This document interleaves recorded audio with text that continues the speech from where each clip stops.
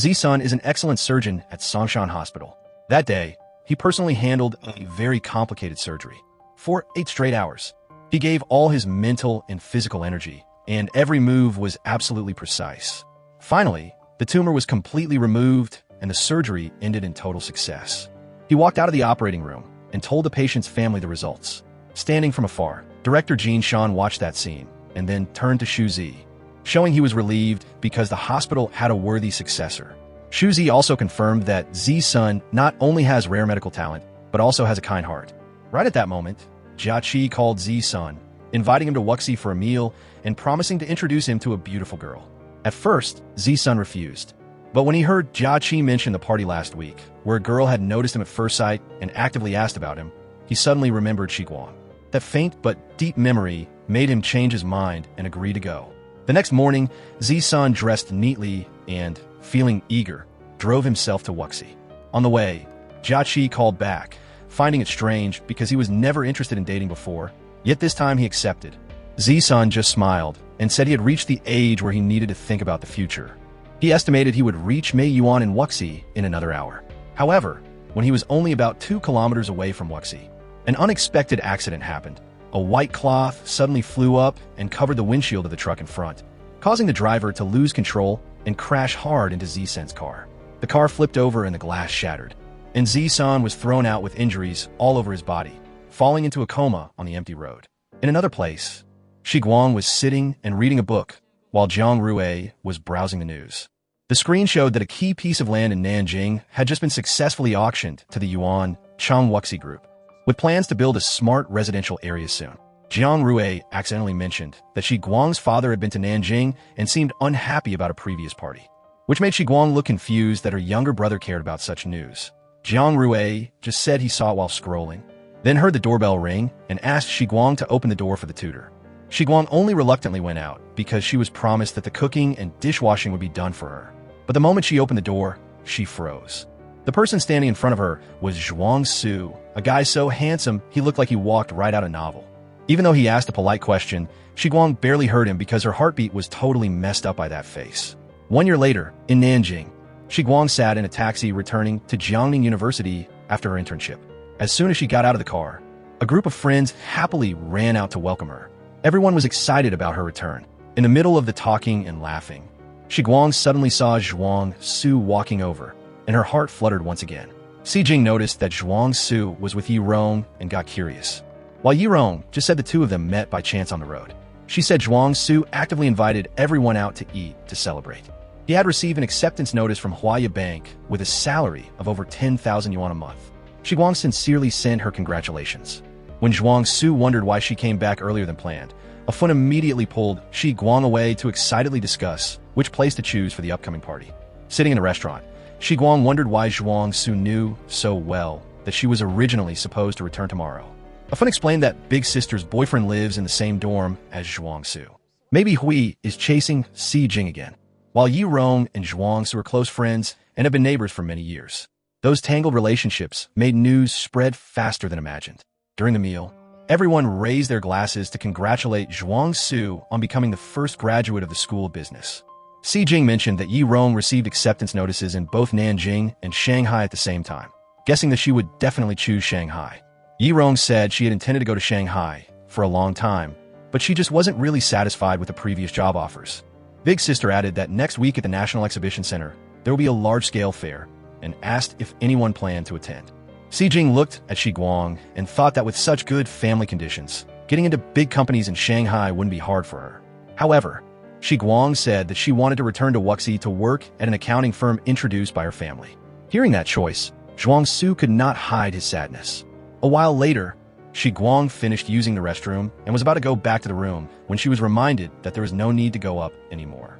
As it was time to leave, she immediately carried her suitcase out, and Zhuang Su approached her, showing dissatisfaction seeing that Shiguang didn't seem very interested in the job in Wuxi, and thinking she was just hanging around her parents without actively looking for her own path.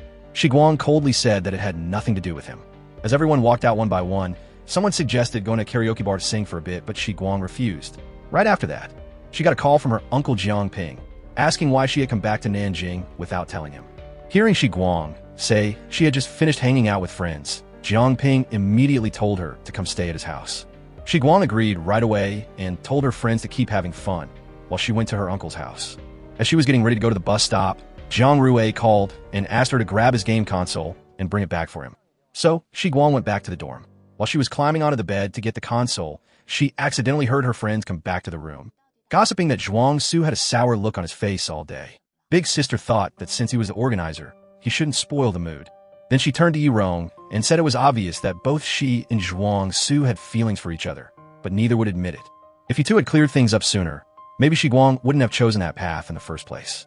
Yirong just stayed silent, then said that the Zhuang Su of today seemed like he wasn't the Zhuang Su of the past anymore. After that, everyone invited each other to go back out and keep having fun. Right after that, Shi Guang also left the dorm and caught a bus alone to her uncle's house. On that familiar bus ride that she had taken countless times from freshman to junior year, Shi Guang was lost in thought.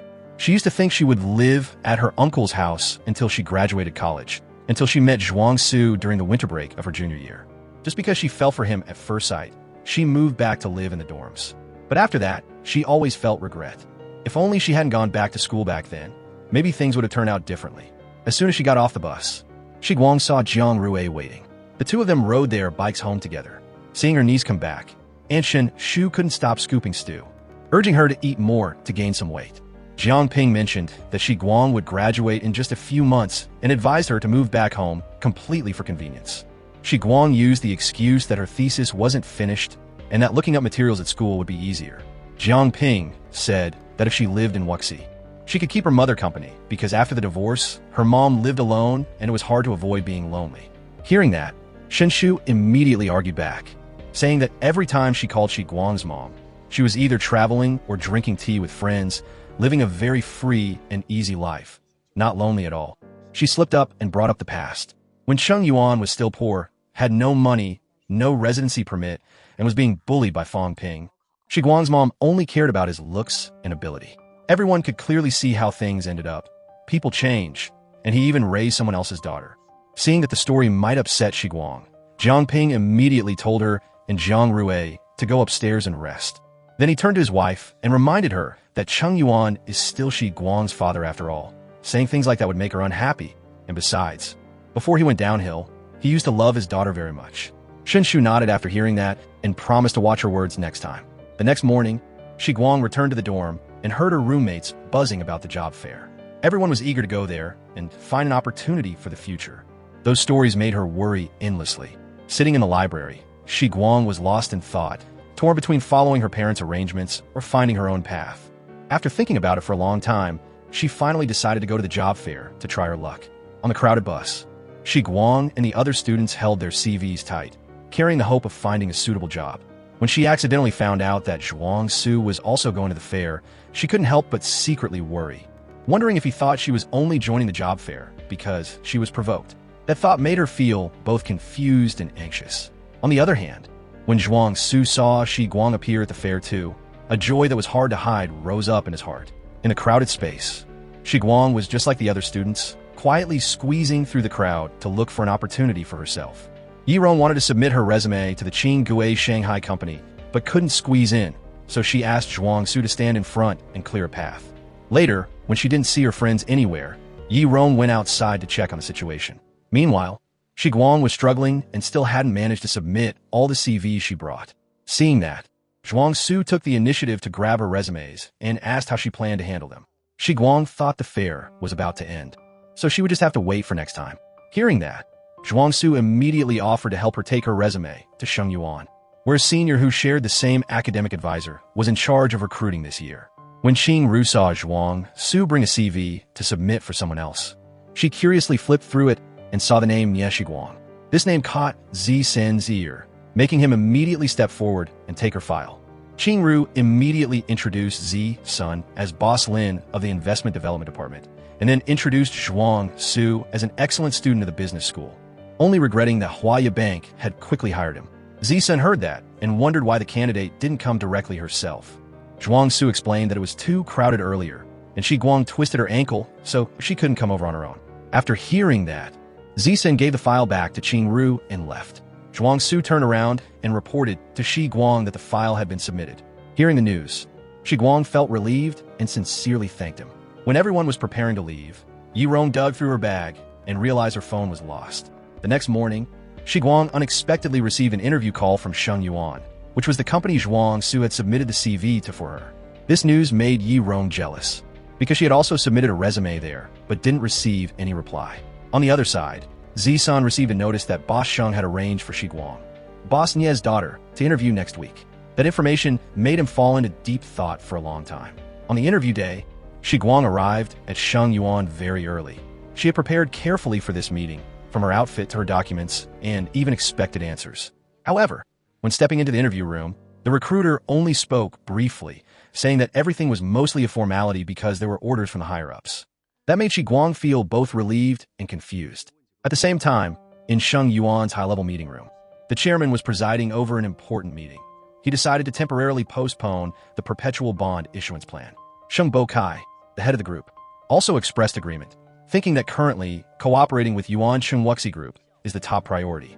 Recently, Yuan Sheng successfully auctioned a piece of land in Wuxi and proposed cooperating with Sheng Yuan to build the city's first high-end smart residential area. The chairman then asked for Lin Zisen's opinion. He frankly analyzed that compared to continuing to expand production capacity, Sheng Yuan should focus on investing in technology. However, because the expansion was already rolled out before, the current sunk costs are very large. Regarding Yuan Sheng, if capital disbursement after urging is still not positive, they could consider the plan of increasing capital and expanding shares to dilute their ownership ratio. Regarding the Wuxi project, if you look at it from an angle of supporting the younger generation or as a social act, it could be seen as charity work. But from a purely commercial view, it doesn't bring clear benefits to Sheng Yuan. Even though Wuxi has potential, the market isn't strong enough yet. While the quality of resettlement housing is high, causing the investors' return on capital to drag on, the benefits Yuanqing offers are too small. Last year, they successfully auctioned a large piece of land in Nanjing with expected profits and a return on investment far exceeding this project. But they kept it for themselves to develop, showing a lack of goodwill in long-term cooperation. According to Zisun, continuing to cooperate like that will only waste Sheng Yuan's effort and indirectly help the opponent grow. Hearing this, the chairman smiled with full satisfaction. When Shi Guang returned, Afun immediately asked about the interview results. Shi Guang said things looked hopeful, but she still needed time to think more about it. That answer made Yi Rong unable to hide her jealousy, to the point where she lost her appetite. When Shi Guang cleared the dishes and took them out, Si Jing followed her to remind her that she had been too thoughtless just now. While Yi Rong still hadn't received any interview calls from Sheng Yuan, Shi Guang got called in and even said she needed to consider it further. At that moment, Shi Guang realized she really hadn't thought things through. That evening, Yi Rong went to Zhuang Su's house. When Zhuang Su just got home, his mother told him to go talk to Yi Rong. While she went into the kitchen to prepare food, Yi Rong frankly expressed her resentment about not receiving an interview invitation from Sheng Yuan forever, hoping Zhuang Su would help ask for the reason. The next morning, while Shi Guang was sitting in the library, she unexpectedly received a call from the HR department of Song Yuan Photoelectric Technology Company in Suzhou, inviting her to interview for an accountant position. That news made Shi Guang extremely happy. For the first time, she truly felt that she didn't need to rely on her parents' arrangements. Right at that moment, Si Jing texted Shi Guang to come to ZMO Pavilion because something was up. When Shi Guang appeared, she immediately noticed that the way everyone looked at her was strange. Yi Rong questioned her directly, assuming Shi Guang didn't feel guilty at all. Shi Guang was shocked and didn't understand what she had done wrong. Si Jing repeated that on Monday afternoon, Sheng Yuan had called to invite for an interview, and Yi Rong believed that Shi Guang was the one who answered that call. Shi Guang insisted she had never received such a call, but Yi Rong didn't believe her at all. Facing that suspicion, Shi Guang reacted, saying that if what they said was true, it was like being falsely accused of intentionally hiding someone else's opportunity. However, Yi Rong insisted that if Zhuang Su hadn't called his senior to ask, she probably would have been completely fooled by Shi Guang. Seeing that, Shi Guang asked Si Jing to step up and clarify everything. Si Jing explained that Yi Rong was indeed on the interview list, but because her phone was stolen, the company could only call the dorm number. That afternoon, everyone went out, and only Shi Guang stayed behind sleeping in the room. So Si Jing asked her if she had answered the call and accidentally forgot to pass on the message. Shi Guang immediately insisted that she didn't receive any call at all, and clearly said that at that time, she had also left the dorm to go to the library. However, Yi Rong refused to believe it, because Qing Ru had said very clearly that the call happened at 2:30 p.m., lasted nearly 1 minute. and the person on the other end said they would help pass the message along after picking up. Facing that suspicion, Shi Guang still firmly denied it, insisting she didn't answer the phone and had no reason to do something hurtful like that. Yi Rong, out of anger, claimed that Shi Guang no longer liked Zhuang Su, and seeing that Sheng Yuan was near Huaya, she intentionally stopped her and Zhuang Su from being together. Si Jing stepped in to tell everyone to calm down, but Yi Rong still wouldn't let it go. Facing that pressure, Shi Guang frankly stated that if she really wanted Yi Rong to lose the interview opportunity, then Sheng Yuan wouldn't even need to call to notify her. Yi Rong thought that Shi Guang was thinking too highly of herself. In her frustration, Shi Guang immediately called Director Li, but actually she intentionally dialed the wrong number, just to prove that she wasn't doing anything shady. Right at that moment, Zhuang Su snatched the phone and discovered that the number she just called didn't exist, and he immediately said it in front of everyone.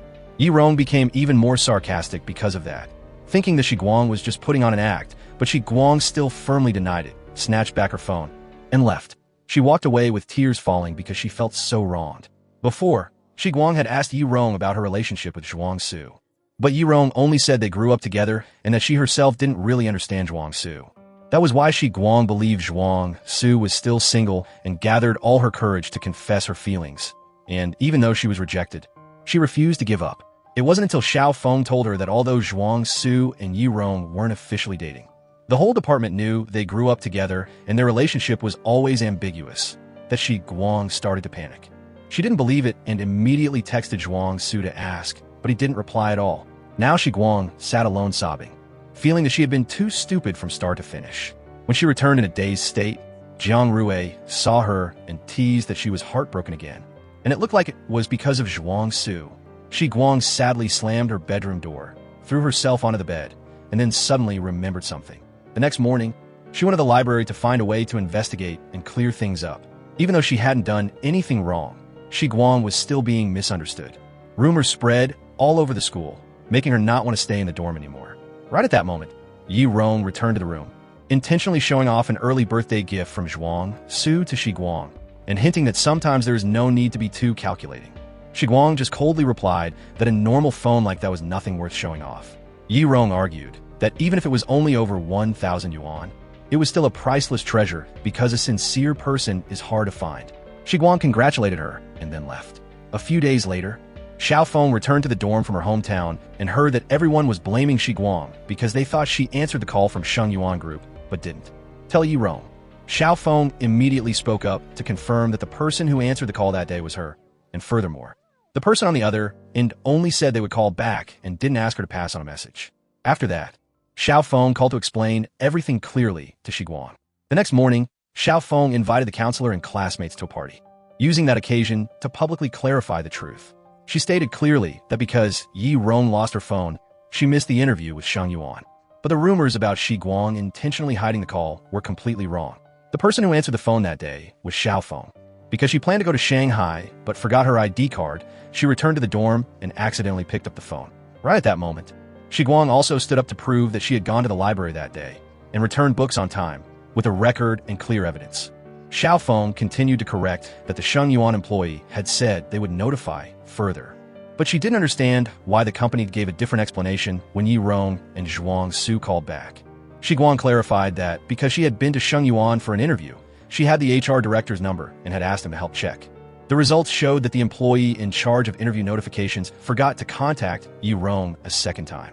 When asked by the senior, fearing responsibility, his employee lied. Shi Guang even recorded the entire conversation with Director Li, including the employee's apology. She also solemnly declared that through this incident, she felt Sheng Yuan was unreliable and decided not to join that company anymore. Hearing that, everyone applauded in support. The party ended, and Dan Ji and Ifan proactively apologized for not standing up to defend Shi Guang the other day. She just gently said that she was also very confused at that time and couldn't blame anyone. After that, the news of Shi Guang being misunderstood and then vindicated quickly spread everywhere. Even so, Shi Guang was still gloomy because of her thesis. A few days ago, the teacher called her in for comments, giving her a bad feeling. Her friends reassured her that the teacher was just trying to scare her to make her more stressed. But Shi Guang still couldn't shake off the worry. On the other side, Senior Qing Ru called to tell Zhuang Su the whole truth. After hearing it, he was extremely sad for having misunderstood Shi Guang. Right at that moment, his mother walked over, advising him and Yi Rong to settle down soon, because the two of them grew up together since childhood. She also said that if Yi Rong's family no longer had power, she wouldn't have mentioned matching social status, and at the same time reminded him about buying the phone for Yi Rong during the interview incident. You also told the girl not to talk too much at school anymore. Yi Rong has done our family a favor. We should repay it. But the gift that came with this request, you more or less hurt Yi Rong. Zhuang Su didn't want to hear anything more at this moment. The next morning, with her heart pounding and legs trembling, Shi Guang walked to the thesis review session and unexpectedly ran into Zhuang Su right there. During the meeting with the advisor, Shi Guang was immediately criticized harshly. Not only was she the one who submitted the thesis the latest, but hers was also judged as the worst. With such quality, the teacher frankly stated that she was not eligible to participate in the defense and asked her to go back and prepare again, and wait until next year to start over. Zhuang Su intended to speak up to help, but Shi Guang firmly refused, not wanting him to speak for her. The advisor said all comments were clearly written in the evaluation and asked her to fix it. Accordingly, if the second draft still didn't pass, it definitely wouldn't allow her to participate in the defense. Shi Guang held her thesis tight and left with a heavy heart. In the elevator, Zhuang Su chased after her, hinting that he could help her. Shi Guang didn't reply, just silently walked out. Later, Si Jing asked about the thesis situation and tried to explain that Yi Rong had no bad intentions. She was just misled by the people from Shengyuan. Shi Guang disagreed. She reminded her that she was once in the dorm when Si Jing asked Yi Rong if she was afraid Zhuang Su would be stolen by her. At that time, Shi Guang understood everything, but back then she had already confessed to Zhuang Su. Otherwise, she absolutely wouldn't have done that. Shi Guang put all her energy into fixing the thesis. Right at that moment, Zhuang Su sent her an email containing a series of the latest research documents, including foreign documents that he carefully translated side by side for her convenient reference. Shi Guang understood that finding and translating those documents must have taken a lot of effort. She couldn't help but suspect this was an indirect way of apologizing or an apology for Yi Rong. She called the dorm and found out Zhuang Su was sleeping soundly. Recently, he had been constantly staying up late to find materials. That made Shi Guang even more confused. When Zhuang Su woke up and called back, she said nothing, immediately hung up, and then deleted all the documents and the email he sent. Anger and self-respect made her not allow herself to continue accepting that help. 1 month later, when the advisor reviewed the thesis again, he evaluated the work as very good, even praising Shi Guang for having ability, just that before she was too careless. Shi Guang promised not to repeat it, and the teacher immediately asked her to go back and prepare for the defense in mid-June. The first day of a university entrance exam happened. Zhang Ruwei was busy following the news, while Shi Guang was busy taking care of everything, to the point where it wasn't clear who was actually taking the exam. Zhang Ruwei excitedly planned a trip to Europe after the exam and offered to cover all costs, as long as Shi Guang went with him to convince his mother. Facing that begging, Shi Guang had a nod. When Zhang Ruwei finished the exam, he happily showed off that he did very well and then introduced Zhuang Fei to Shi Guang. Knowing Zhuang Fei was Zhuang Su's younger brother, Shi Guang froze for a moment. Seeing Zhuang Fei taking the exam alone, Zhang Ruwei immediately pulled him along to have lunch. Although still shy, Zhuang Fei was persuaded.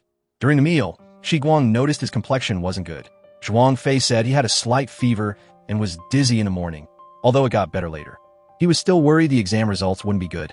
Shi Guang reassured him that sometimes when having a fever, hidden potential gets activated, which made Zhuang Fei feel relieved. On the second day of the university entrance exam, Shi Guang caught sight of Zhuang Su appearing at the exam site and couldn't help but feel awkward, seeing him order a lot of dishes during the meal. She suddenly remembered the past. When she found out his mother needed surgery, he struggled to get money, and she gave him all her lucky money saved over many years to borrow. When he gathered enough money, he paid her back, even adding an extra 5,000 yuan as interest. Not daring to face Zhang Ruwei directly, Shi Guang made an excuse to go outside for some fresh air, waiting for the two of them to finish the exam before coming back. A while later, he walked with Shi Guang to the school gate of the exam site, waiting for Zhang Ruwei and Zhuang Fei. Zhuang Su asked about Shi Guang taking his younger brother home the other day, subtly probing to see if she was still angry with him. Shi Guang made it clear that taking Zhuang Fei home had nothing to do with him, but she had decided not to stay angry anymore. Right at that moment, the exam ended. Zhuang Fei and Zhang Ruwei excitedly ran out reporting that the test went very well. Zhang Ruwei suggested everyone go together because it was rush hour and hard to catch a ride. Zhuang Fei refused, saying today he had to go to Zenjiku because Yi Rong invited him to eat to celebrate finishing the exam. Shi Guang and Zhang Rui then left first. In the car, Shi Guang brought up the story from years ago when Zhuang Su's mother fell ill. She lent him 50,000 yuan. Zhang Rui still clearly remembered that at that time, there was only 49,200 yuan in her card, and the other 800 was borrowed temporarily from him. Shi Guang continued saying that not long after, Zhuang Su paid back 55,000 yuan, considering it 10% interest. So today he appeared just to return the favor for the meal she treated Zhuang Fei to the other day. Zhang Rui mentioned Zhuang Su sending thesis materials to Shi Guang. She explained that Yi Rong, who was close to him, had done something that hurt her. So Zhuang Su finding materials to help was just to apologize on her behalf. She affirmed that she absolutely didn't use those materials. The thesis was completed entirely by herself, and she was just waiting for the defense day. On the day of the graduation project defense, when Shi Guang stood presenting her topic, Zhuang Su also quietly showed up to watch, just listening to the thesis content. He understood that she didn't use the materials he sent at all. After finishing the defense, Shi Guang immediately returned to the dorm to pack her luggage to prepare to go home. Si Jing invited Shi Guang for a private meal, just the two of them. While tipsy on beer, Si Jing said that maybe Shi Guang didn't know she was always a topic for everyone to gossip about. Not being a local, but staying in the dorm, plus rumors about her family from old classmates. Then the story about Zhuang Su's mother being seriously ill and her immediately taking out a large sum of money. All of that made Si Jing feel clearly the distance between people for the first time. Returning to the room, Shi Guang told Afun that Si Jing was someone who always wanted herself to be comprehensive, so in front of anyone, she had to appear perfect. Afun was surprised that Shi Guang understood Si Jing so well, then said that this afternoon she had to go buy train tickets because her family had some business. And returning to Xiamen required many procedures. Shi Guang felt sad after hearing that. Afun just smiled and said they would see each other again later. 4 years of college came to a close, everyone officially graduated and stepped onto a new path. Afun said goodbye to friends to go back to Xiamen. Everyone went to see her off at the train station.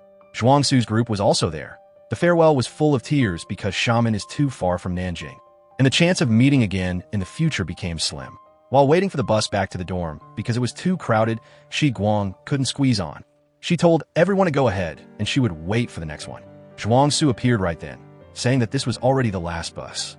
Shi Guang wondered why he was here. Zhuang Su said he was standing behind her, so if she couldn't get on, neither could he. Right at that moment, Zhuang Su got a call from Yi Rong and said he couldn't get on the bus and was with Shi Guang.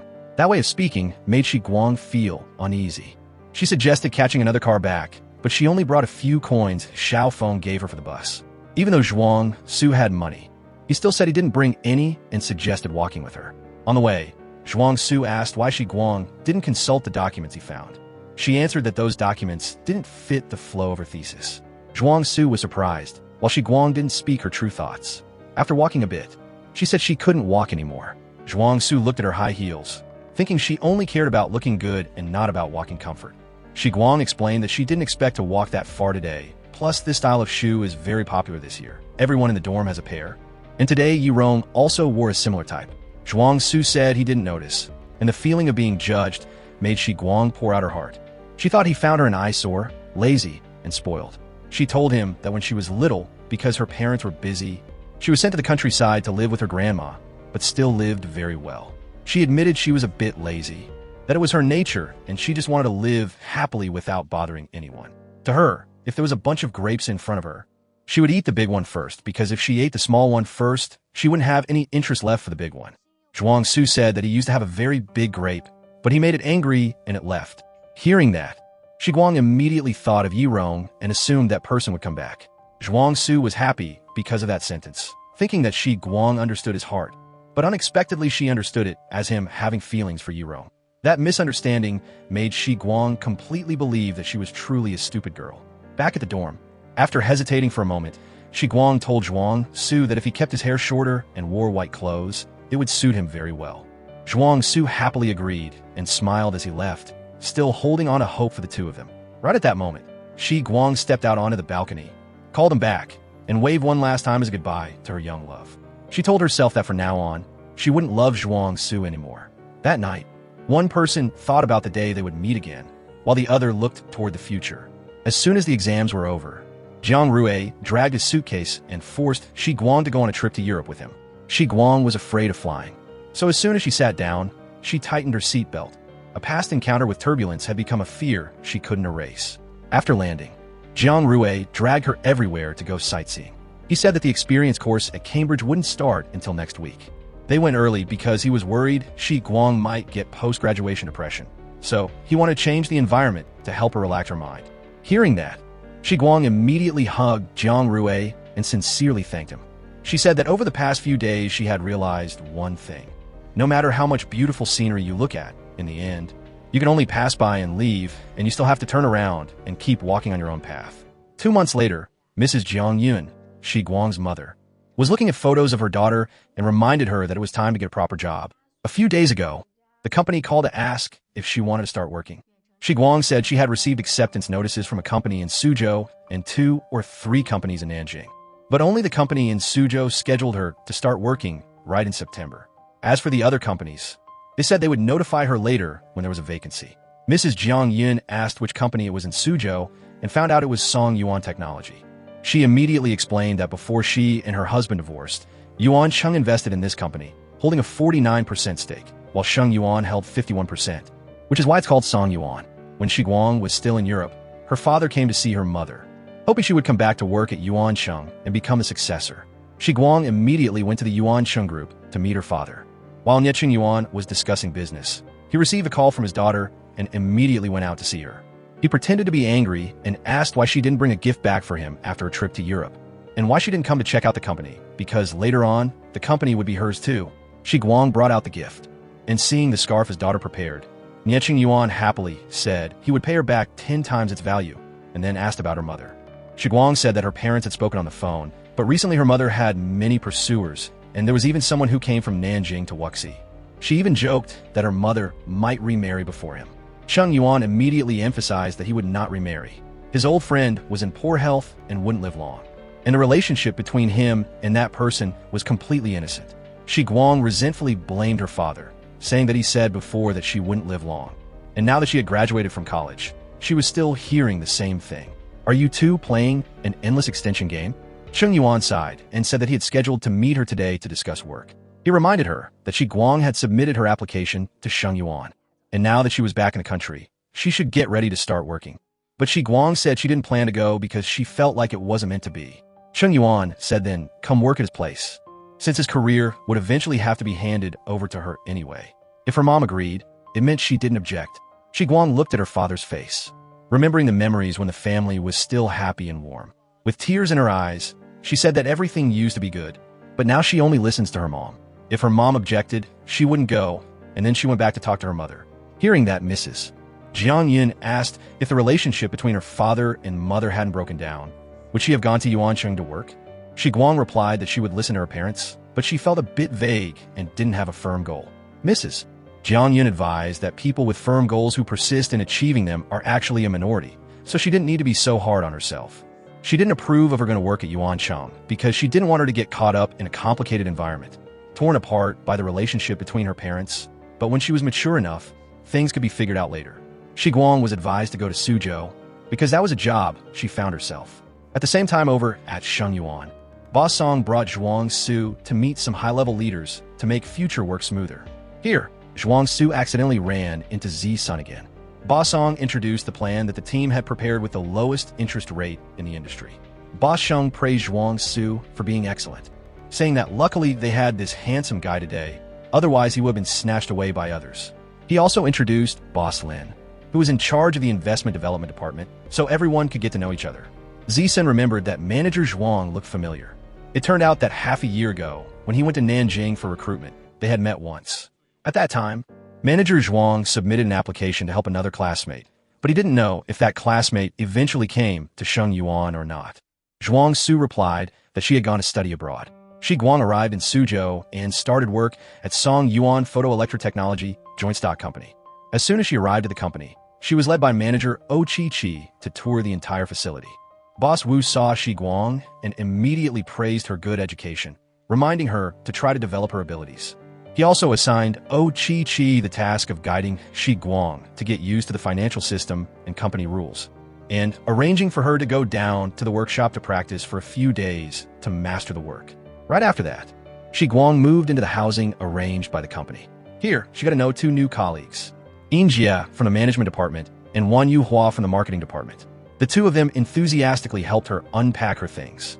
When Yuhua wondered why a new graduate started working so late, Shi Guang explained that the recruiting company only accepted people in September, so she had spent 2 months traveling.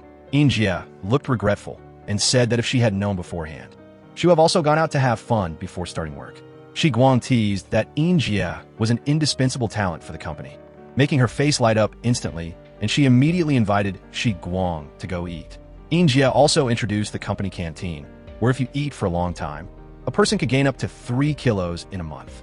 Over the next few days, Shi Guang focused on learning and getting used to the job. She was very lucky to have enthusiastic colleagues guiding her, so the start of her career went smoothly. However, after just a few days when weighing herself, Shi Guang panicked, realizing she had gained 4 to 5 kilos. Jie explained that the main culprit was the canteen. The bad food made everyone unsatisfied, so they snacked on instant noodles and went out to eat freely on weekends, making the rapid weight gain understandable. When Shi Guang felt sad, Jie reassured her that there was no one here to date anyway. Just eat comfortably. She had been here for 3 months and hadn't seen anyone handsome. Right at that moment, Chi walked over, joking that handsome guys were always Jie's eternal topic. Dong and quickly revealed some hot news. A handsome guy was coming to the company's administrative building soon.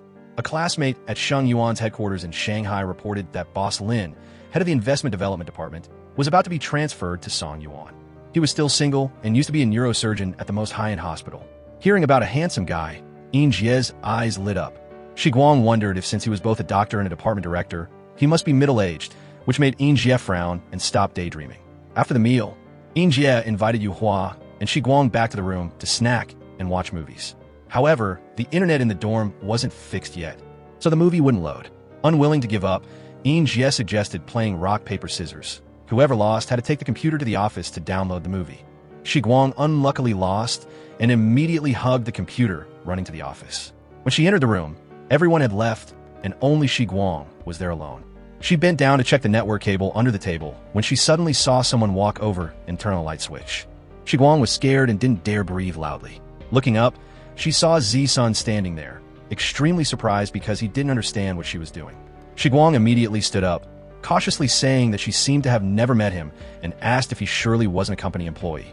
Zisun carried a bit of sulkiness, and his cold attitude made Shi Guang completely confused. That uncomfortable feeling followed her all the way back to her room. Afterward, Shi Guang recounted what just happened to her 2 friends. While clearing the cash in the office, she suddenly saw a man appear behind her and then quickly leave, which was extremely strange. Shi Guang thought for a while and then assumed that person must not be a company employee, otherwise she would have definitely had an impression. The next morning while Shi Guang was working, she received a text from Jie reporting that the new deputy general director had arrived, with an appearance so outstanding it caused a stir. Hearing that, Shi Guang immediately went to Jie's room. Jie teased her for being too curious, but Shi Guang quickly reminded her of the work in the afternoon. Both of them had to go study at the factory. The finance department sent Shi Guang to participate, while the management department sent Jie. At this moment, Jie suddenly remembered the important matter, almost forgetting it because she was distracted by the new leader's appearance. The moment Shi Guang ran into Zisun, she was stunned to realize he was the newly appointed deputy general director, and also the man she had met the night before in the company. That coincidence made Shi Guang panic, only feeling that this time she was truly in big trouble. While Shi Guang was preparing to go to the factory area, the finance department unexpectedly discovered the books didn't match. Through comparison, everyone determined that a payment to a supplier before the holiday had been mistakenly transferred from US dollars to RMB. Shi Guang recalled that day when everyone had left work. Only she and Chi stayed behind when the purchasing department staff rushed in demanding urgent processing. Thinking of this, she immediately returned to the office. The atmosphere in the finance department at this moment was extremely tense. Du Cheng from the purchasing department appeared, dumping all responsibility on the finance department, claiming that this irresponsibility caused the serious problem. Chi retorted in frustration, affirming that the original documents sent by the purchasing department clearly stated US dollars, and there were no errors in the system either. However, Du Cheng produced a copy of the contract, which stated the currency unit was RMB, and then accused the finance department of not cross-checking carefully. He also questioned who the person who signed and stamped it was. Shi Guang was just about to step forward when Chi took responsibility, explaining that she was the one directly processing it. As for Shi Guang, She had just started the job and wasn't familiar with the process, so she only stepped in to stamp it due to the urgent request that day. Shi Guang also affirmed that if there was a personal fault, she was ready to accept it, but she absolutely did not accept dumping all responsibility on the finance department. Du Cheng immediately sarcastically said that even taking her whole year's salary wouldn't cover that amount. Meanwhile, at the factory, Boss Zhang was taking Zi-sun on a survey and recounting the company's difficult development journey, from the favorable early years to the 2008 economic crisis, then continuing to be hit by anti-dumping tariffs causing the European and American markets to almost collapse. The company only survived thanks to a few domestic projects. Zi-sun frankly assessed that the situation of the photoelectric industry in recent years was extremely worrying, and at the same time shared that before coming here, he had been instructed by his grandfather to learn a lot. When asked why he proactively requested a transfer from the headquarters to Songyuan, Zi-sun said that neither he nor Boss Zhang opposed expanding production, only the unreasonable construction progress. This transfer was because he realized the opportunity had arrived. Looking at the overall history of the global photoelectric industry development, from major plans in the US to Germany's renewable energy policies, he believed that the driving force for this industry always came from strategic high levels. And this was a moment not to be missed. Right after that, Boss Zhang led Zi-sun to the technical department to introduce Dr. Hua Xiangyang from the Photoelectric Engineering Institute. Upon learning that Hua Xiangyang had just achieved a small breakthrough in an experiment, Boss Zhang was immediately excited and wanted to go see in person. Right then, Zi-sun received news that the finance department and the purchasing department were experiencing a major mistake. In the finance department, the argument was still tense when Chi suddenly received a call reporting that Boss Lin had fully grasped the entire situation. Not long after, she received news from Department Head Wang of the management department, saying that Boss Lin had personally communicated with the partner company and recovered the mistakenly transferred money. The other side also agreed to transfer it back before the next day. Then Chi and Shi Guang were called up to meet Boss Lin and sat waiting outside. Chi pointed out to Shi Guang that Boss Missouri, the head of the purchasing department, was also summoned. Shi Guang observed that he had an arrogant look on his face, seemingly not having much respect for Boss Lin. Seeing Chi so stressed it showed clearly on her face, Shi Guang offered that if Boss Lin asked about responsibility later, she should just blame it all on her. However, Chi refused, thinking that a person must speak the truth to have a clear conscience. Not long after, Boss Missouri came out of Zi-sun's office. His attitude still extremely arrogant. He blatantly made sarcastic remarks about the finance department, claiming that the recruited personnel only caused trouble, and even uttered heavy insults, implying that if the money wasn't recovered in time, the consequences would be unbearable. Right at that moment, Zi-sun appeared and coldly stopped the excessive words. Boss Missouri then turned to criticize Zi-sun, assuming that since he originated as a doctor and switched to management, he definitely wasn't skilled in HR. After that, he also insinuated a threat to Shi Guang, saying that when Boss Wu returned, she would soon be fired. Immediately after that, Zi-sun made the decision to transfer Shi Guang, stating that she was no longer suitable for finance-related work and would move to work in the management department from now on. Hearing this, Shi Guang couldn't hide her sadness. But Chi advised that moving there wasn't necessarily bad. At least working under Boss Lin, Boss Missouri would have to be somewhat wary. Not long after, Shi Guang officially moved to the management department. Injia immediately took her around to greet and get to know everyone. The department head saw Zi-sun coming out and asked for his opinion on arranging work for Shi Guang. Since the records room had been short-staffed for a long time, he proposed assigning this task to her, and Zi-sun agreed. Right after that, Injia took Shi Guang to the file sorting room. The room was quite messy, and the work was unfinished because Injia was too busy before. She took the opportunity to guide Shi Guang on how to classify documents, promising to come back to help after handling her own business. A while later, Shi Guang had arranged everything neatly and orderly by herself. When Injia returned, she spared no words praising Shi Guang's agility and then invited her to dinner. Shi Guang wanted to finish the files on the table before going out to buy some snacks as a reward for herself. Injia said she would go to the supermarket to buy water and then come back to help her. When work ended, Zi-sun prepared to leave and accidentally heard soft singing in the records room. He pushed the door open and walked in. Shi Guang thought it was Injia returning, so she casually asked for help getting a gray file folder. When she realized the person standing in front of her was Zi-sun, she immediately became embarrassed. Zi-sun noticed Shi Guang's happy mood, and she explained that although there was trouble before, thanks to Boss Lin stepping in to solve it, she felt much relieved. Hearing that, Zi-sun just smiled slightly. while Shiguang was even more confused by that reaction. A while later, Injie ran back, dragging Yuhua along. She said that while buying things halfway, the shop owner disappeared somewhere, so she had to wait a long time and conveniently brought Yuhua to help. Shiguang then said that Boss Lin had just been here looking up documents for nearly 40 minutes. The next morning, Shiguang saw Zisun continue to come to the records room to look up documents, and she couldn't help but wonder why he had to look for so long. Waiting until Zisun left, she curiously ran over to check and discovered they were all sales contracts related to the purchasing department. At this moment, Shiguang understood that with Zisun's personality, he absolutely could not ignore it and let petty people like that continue to run rampant. During the meal, Yuhua and Injie whispered to Shiguang that rumors were spreading in the company. Everyone thought that Boss Lin was handsome and suddenly transferred her from the finance department to the management department, and they didn't know what hidden intentions he had. Besides, there were also murmurs in the company that Boss Lin visited the records room every day. Hearing that, Shiguang couldn't help but feel upset. In her heart, she was determined not to allow anyone to casually smear him.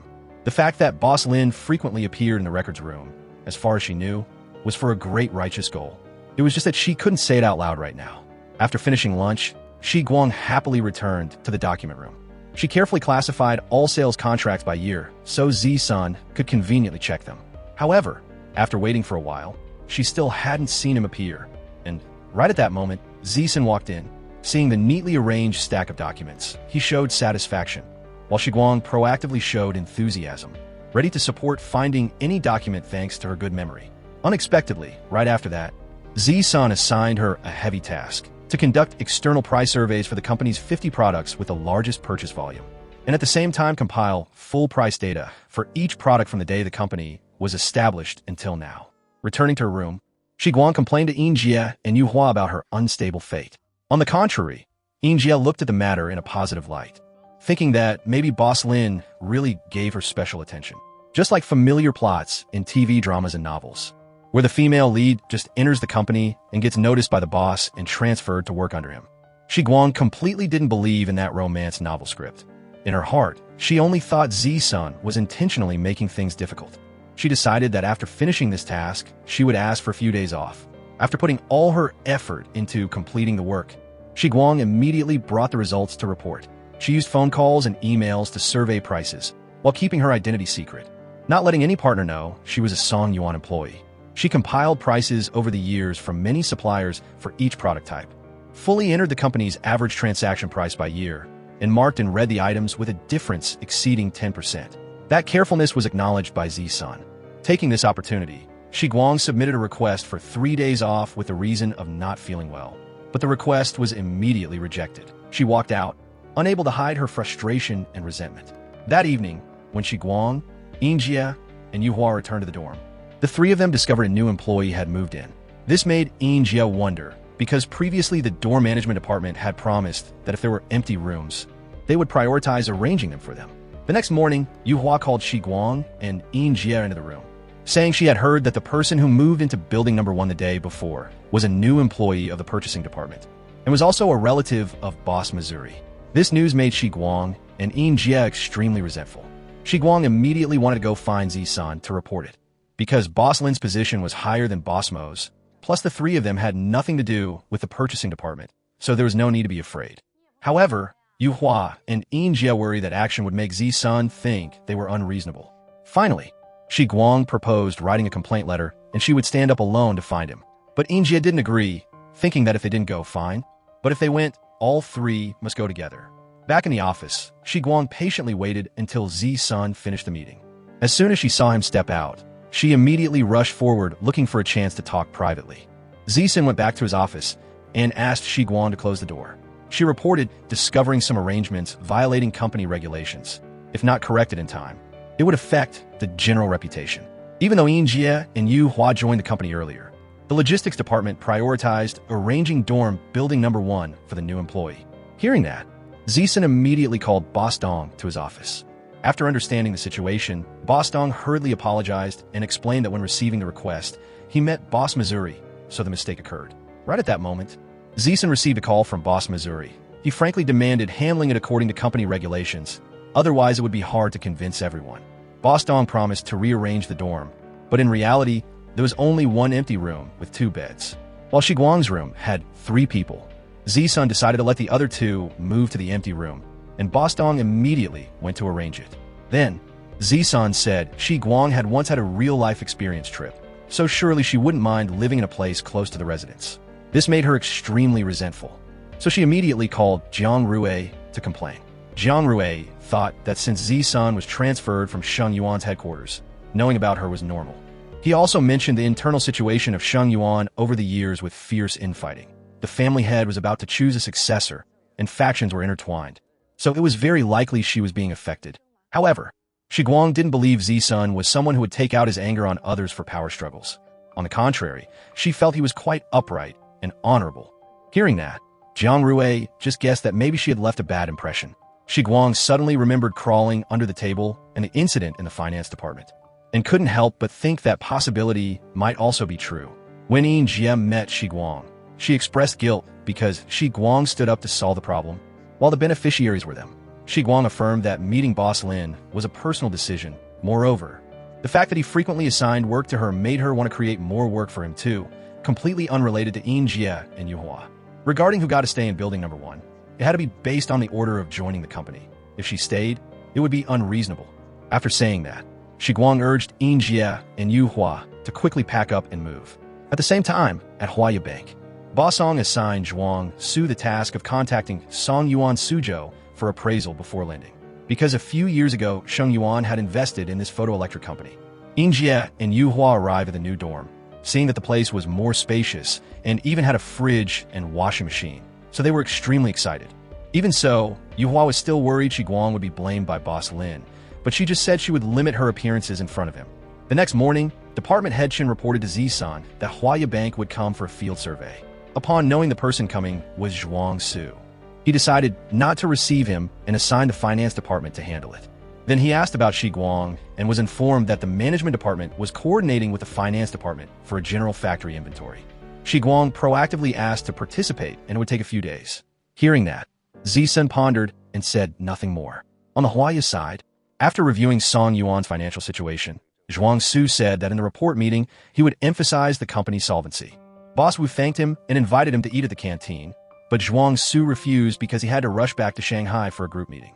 While resting after work, Shi Guang heard the news that Zhuang Su had come to the finance department and immediately froze.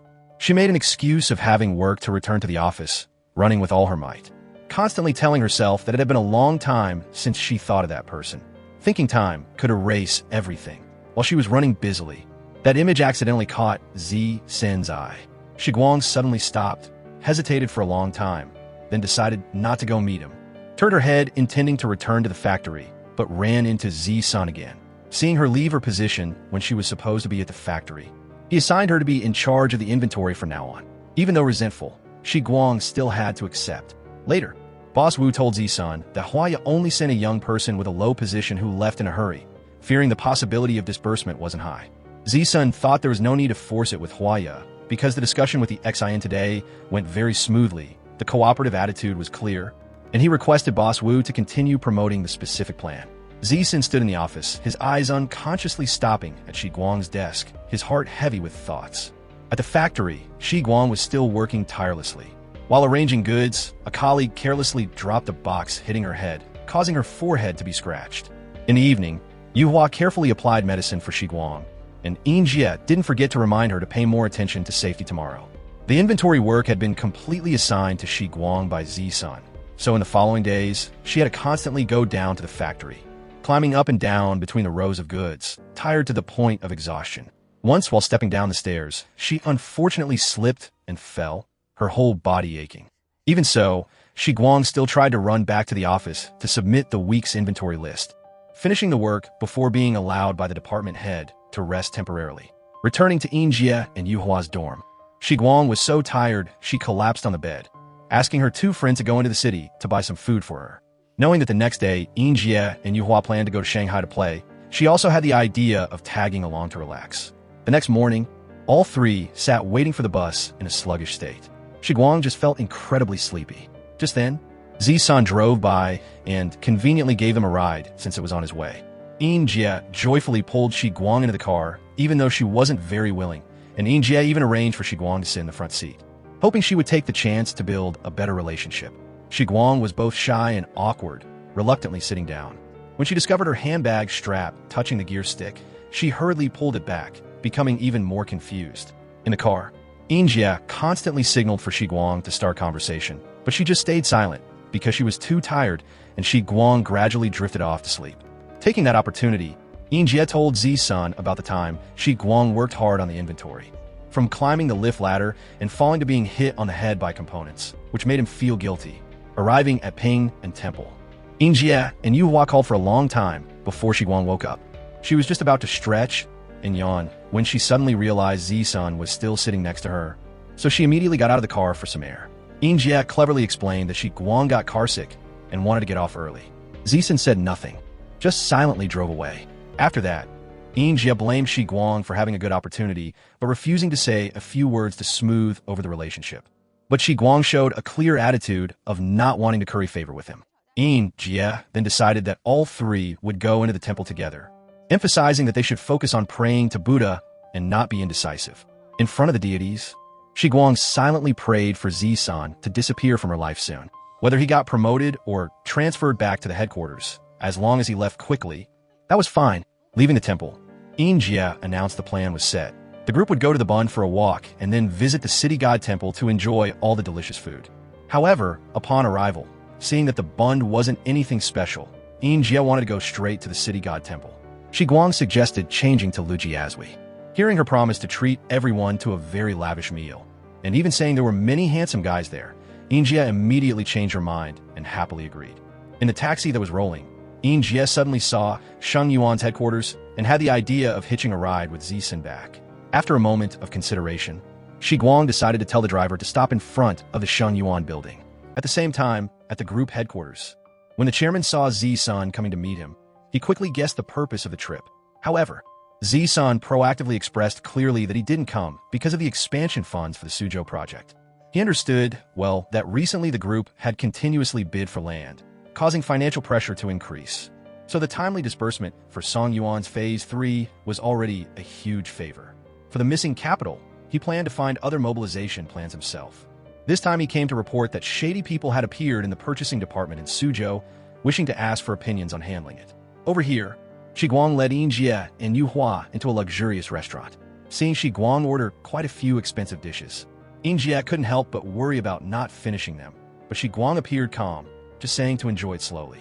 At the same time, in the chairman's office, after looking through the sales contract, he thought Z-Sin's method was too heavy-handed, uprooting the opponent entirely, and at the same time reminded him to be calmer in the future. Just let him handle this matter. When Uncle Lee worried that the chairman personally investigating would make Bo Kai think too much, the chairman affirmed that Z-Sun came to him precisely for this matter. Otherwise, with the evidence available, he could totally solve it himself. After eating their fill, Yuhua and Injia asked about the next plan. Shi Guang suggested going to the famous afternoon tea shop right next door to rest for a bit. Even though her two friends were wary of sweets because they had eaten too much, Shi Guang still complained that her legs were so tired she couldn't walk anymore. Making the group agree, sitting in the afternoon tea shop, Shi Guang still couldn't take her eyes off the Huaya Bank building opposite. Injia tried a piece of cake and couldn't stop praising it, saying that the more you try to suppress it, the more you crave it later.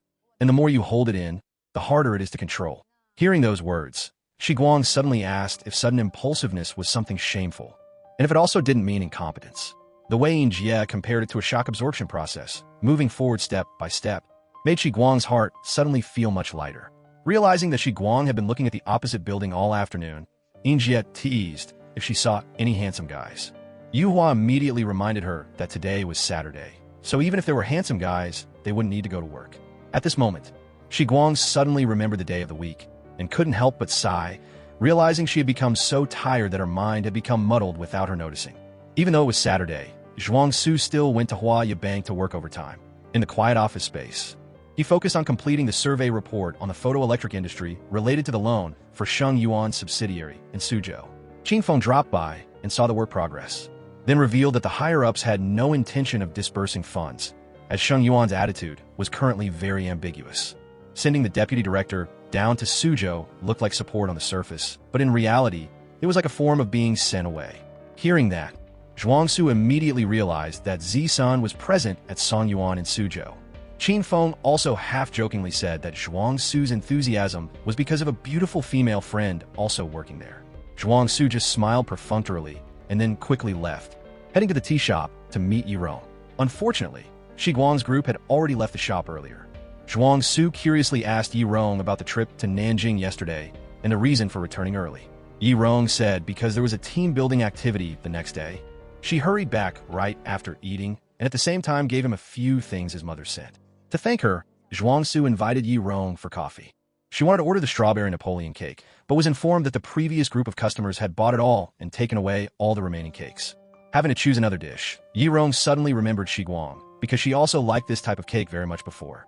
While chatting, Yirong subtly probed to see if there were any changes in Zhuang Su's life recently, secretly wanting to know if he had developed feelings for anyone yet. Zhuang Su only said that currently he wanted to focus on making money and establishing himself in Shanghai, temporarily not thinking about other things. Actually, the group that bought all the strawberry Napoleon cakes in the shop was Shi Guang and her two friends. They bought them as gifts for colleagues. When the three stepped out to catch a car back, Shi Guang still couldn't help but look back towards Huaya Bank where Zhuang Su worked. Right at that moment, Zisen drove by and accidentally saw Shi Guang waiting for a car on the side of the road. The taxi had arrived, but Shi Guang still hesitated, not wanting to get in yet. In that short moment, she suddenly realized she had met countless strangers in this city, only unable to meet the person she wanted to meet most. She knew he passed by this place every day, knew he was somewhere in this large city, maybe just a street away, maybe just a moment away.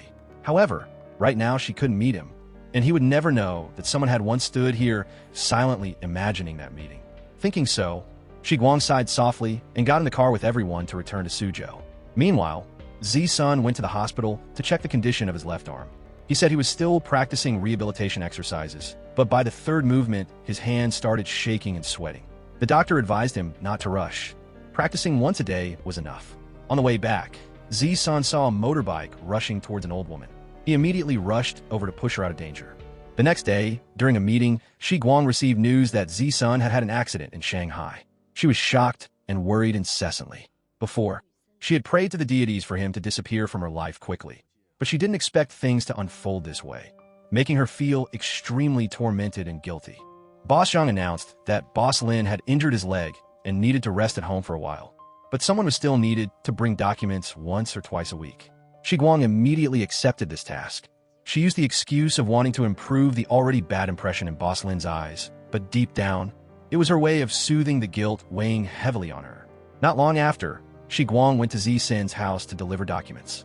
She asked about his condition through Mrs. Chun and learned that the injury wasn't too serious, only slightly affecting an old injury. Currently, the doctor didn't allow him to walk much or stand for too long. Hearing that, Shi Guang secretly panicked, feeling both scared and regretful, thinking that her prayer had come true in the worst way. She didn't dare face Zi-san directly, so she asked Mrs. Chun to help pass the documents. However, Zi-san still allowed Shi Guang inside. She tiptoed in to deliver the documents and was then asked to wait in the living room. More than 2 hours passed in boredom and tension. Finally, Mrs. Chun brought the documents out and instructed that the next day, Shi Guang needed to bring more files from a list. The next morning, Shi Guang immediately prepared all the required documents. While sitting outside waiting, she realized she forgot her phone. So she asked permission to browse a few magazines on the tea table. But what was there were only medical journals. Mrs. Chun brought fruit out for Shi Guang, casually mentioning that the stack of magazines on the table had been ordered by Mr. Lin from before. This time returning to Shanghai, she conveniently brought them along. Not sure if he still read them now or not. Mrs. Chun added that Zi-sun was an extremely outstanding person, always a genius in everyone's eyes. But her sentence stopped midway as she went back inside, leaving a silent curiosity in Shi Guang's heart. Sitting alone in the living room with nothing to kill time, Shi Guang blanked out while eating fruit. In just a moment, the fruit plate was nearly empty. Looking at the few remaining pieces, she didn't dare to eat more for fear of being judged as impolite, so she put them down. Then she tiptoed to the glass door, peeking into the office to see if Zi-san had finished reading the documents yet. Unexpectedly, right at that moment he looked up, catching her eye. Shi Guang reluctantly walked in. Zi-san said that the next afternoon, Mrs. Chun had to return to Shanghai. So from now on, she needed to open the door herself. Later, Mrs. Chun would give her the spare key. Shi Guang hesitated, feeling that holding her boss's house key was somewhat inappropriate. But when her eyes unconsciously stopped at his injured leg, she finally nodded in agreement. Leaving Zi-sin's house, Shi Guang couldn't help but tell herself that she had to come again tomorrow, counting it up. It was 3 consecutive days going in and out of Boss Lin's house, not knowing if her colleagues would get suspicious. Sure enough, as soon as she returned to the office, she was asked by colleagues to bring another stack of documents to Zisen's house. The next day, Shi Guang hurriedly hugged the pile of documents to his house, delivered them, and then continued to sit and wait for him to process them. While free, she noticed a few soybeans on the desk, unclear what they were used for.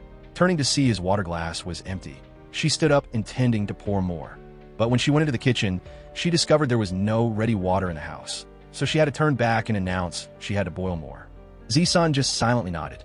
When Shi Guang brought the glass of warm water back, Zisen suddenly mentioned the feeling of guilt she had carried since the first day she appeared. Those words made Shi Guang confused. A thought flashed through her mind that couldn't be spoken, that she couldn't possibly admit she had prayed in the temple, right? Hoping he would disappear. But she didn't expect things to turn into an accident like this.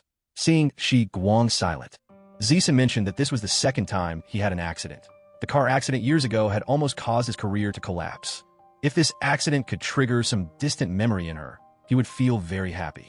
Shi Guang didn't clearly understand the hidden meaning in those words. Nor did she realize that he was angry because she didn't seem to care at all about the fact that he had previously had an accident because of her movie date appointment.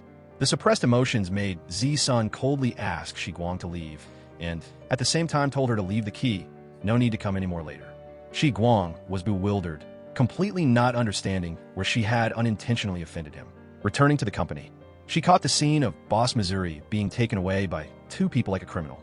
When entering the office, seeing the desk still piled with documents needed to be brought to Zisen, Shi Guang gathered them and brought them to the department head, saying that Boss Lin said they weren't needed anymore, so she asked to leave them there temporarily.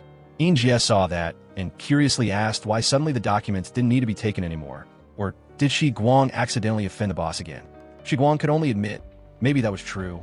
All the way back she had racked her brain, but still couldn't understand where she went wrong. Right at that moment, Ochi-Chi brought documents to Wang Chi, conveniently inviting Shi Guang and Dan to dinner at Jinji Lake tonight, and also invited Injie and Yuhua along, saying that this time Boss Missouri was considered finished. During the meal, everyone learned that Sheng Yuan, during an internal audit, discovered that a long time ago, when Boss Missouri still held a position at Sheng Yuan, he had abused his power to receive commissions. The headquarters immediately sent people to take him away, even reported it to the police, and the people who appeared that day were plainclothes police. Shi Guang wondered if the headquarters taking Boss Missouri away had anything to do with her company. Ochi-Chi analyzed that once investigated, a whole mess of problems would definitely be dragged out. Boss Missouri on this side couldn't be clean either. Sooner or later the company would be inspected, and at that time she would definitely cooperate fully. Hearing that, Shi Guang just smiled, secretly marveling in her heart that Zisen acted too quickly, too decisively. 10 days later, Zisen returned to the company to work. Because he was still angry with Shi Guang, he assigned Injie to compile summary reports of the departments and bring them directly into his office. So Shi Guang suddenly fell into a state of idleness, having nothing to do. So she went online to watch entertainment news to kill time. Every time she saw Zisen walk by, she immediately switched back to the work screen, her heart anxious with fear of being criticized. However, he just silently walked straight into the room, pretending not to see anything. That made Shi Guang both surprised and confused. In the subsequent meeting, Boss Zhang asked everyone to take Boss Missouri as an example to work more carefully, and at the same time introduced new personnel. Boss Chun took the position of purchasing department head. Boss Ding was in charge of the engineering department, and Wang Xin held the position of deputy purchasing department head. Right after that, Zisen briefly presented the progress of Song Yuan's capital mobilization with the Xin Trust Company. He also went directly to do a field survey, instructing Boss Ding that the construction contractors and equipment suppliers were all designated by the purchasing department beforehand. So it was necessary to quickly grasp the situation. On the way, Injie told Shi Guang that since Boss Missouri was taken away by the headquarters, the company's senior leadership had changed quite a few people. Shi Guang thought it was normal, but still couldn't hide the strange feeling that for half a month since Boss Lin returned, he almost didn't assign any work to her. She was so free, she sat scrolling through nonsense news, once even being accidentally caught by him from behind without turning off the screen in time. She thought she would be scolded no matter what, but he acted as if he didn't see. On the Huaya Bank side, Boss Song showed dissatisfaction seeing Zhuang Su's report was done too thoroughly, while he had expressed his intention not to disperse funds. Zhuang Su explained that the field trip to Suzhou was intentionally arranged by Boss Song, so he was forced to write an objective and detailed report for convenient evaluation. Since the time in Suzhou wasn't enough to survey the factory area, he took the opportunity to go to a photoelectric enterprise in Shanghai to learn more. Hearing that, Boss Song expressed his intention to transfer Zhuang Su to the investment banking department to try it out. That evening at Drink Bar, Zhuang Su sat drinking alone when he received an excited call from Zhuang Fei. He had heard the news that his brother was about to move to the investment banking department, where the salary was many times higher than the credit department, and assumed that the photoelectric survey report played a big part, in which he also contributed. Zhuang Su admitted that besides countless previous reports, this time Zhuang Fei helped him find a lot of documents, so he deserved to be credited first, but the matter wasn't finalized yet, so temporarily he shouldn't tell their mother. He also asked if Zhuang Fei frequently contacted Yi Rong. Zhuang Fei said only occasionally. Before Yi Rong even sent him birthday gifts, but he felt his older brother had changed a bit lately. Zhuang Su just calmly thought that this change should have happened sooner. The next morning, Shiguang called Injia, asking if she was at the dorm so she could bring clothes over to wash. Arriving there, she discovered Injia sitting outside the room door because she forgot her key. Yuhua had gone to Kunshan to hang out with classmates, not knowing when she would return, and the dorm management had no one to get the spare key from. With no other way, Shiguang came up with the idea of climbing the balcony. She went to the next room to ask for permission and then carefully stepped along the balcony to get to Injia's room. Right at that moment, Yuhua was walking and talking with Zi-sun, accidentally seeing Shi Guang climbing the balcony. The sudden scream startled Shi Guang, and she slipped. Zi-sun immediately rushed over, catching her in time. Falling from a height made Shi Guang's head spin. Zi-sun immediately called an ambulance, constantly reminding her to stay awake and not sleep. The dizziness and pain made her immediately vomit all over Senator Dr. Fong quickly did a preliminary check, confirming there were no serious problems besides superficial wounds. Thinking it over, she suggested taking her for a CT scan to be sure. In her drowsiness, Shiguang only felt her body was heavily uncomfortable, but luckily everything wasn't dangerous. After a while, when the drowsiness passed, Shiguang woke up, seeing Zi-sun sitting next to her, fallen asleep in a slightly tired posture. As soon as she made a noise, he immediately woke up, took a glass of water, and gave it to her, his eyes both worried and gentle. After drinking, her head was still spinning, but clear enough to answer his questions about her name and personal information. Zi-sun mentioned her identity as Shi Xianmin's granddaughter, which made Shiguang both amazed and shocked because he hadn't mentioned it before. He observed her carefully, evaluating her health condition. All indicators were stable. Only superficial wounds remained. Even though it wasn't dangerous, he still advised her to rest at the hospital. Jia followed the ambulance here. I told her to go back already. Hearing that, Shiguang immediately said, she must be very scared, right? Zi-sun annoyedly said, I'm extremely amazed by your kindness. At this point, she was still worried about someone else's mood. If you were so kind, then why before? Shiguang teared up feeling resentful, recounting the recent bad luck from the fall, being hit by components, exhausted from inventory, to falling from a height. She wondered why, if the two families had no enmity, he made things so difficult for her. Zi-sun immediately said, the two families have always cooperated happily. Does it hurt a lot? Shiguang resentfully nodded, besides sharing that he himself was equally heartbroken and worried. When Shiguang asked about his health, Zi-sun suddenly felt resentful because he had been waiting for this question for a long time. The highway accident before had caused serious injury to his left arm, making him unable to continue his job as a doctor. Jia Qi, his companion, always felt guilty for not inviting him along, but Zi-sun didn't blame him. Seeing the accident as something unexpected, seeing Zi-sun's eyes looking forward to Shiguang coming, Jiaqi immediately said, she can't come temporarily. Next time I will definitely bring her, okay? But Zi-sun doesn't need it anymore.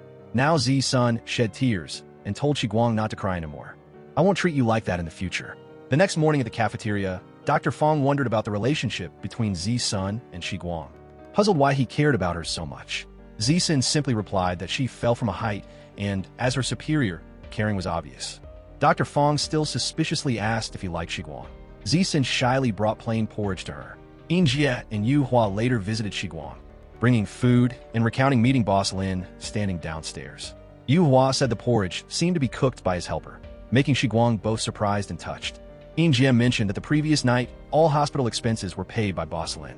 If it wasn't for that friend of his making a fuss, you wouldn't have been startled and fallen downstairs. You all wondered if they were lovers? Injia replied, they were just old classmates.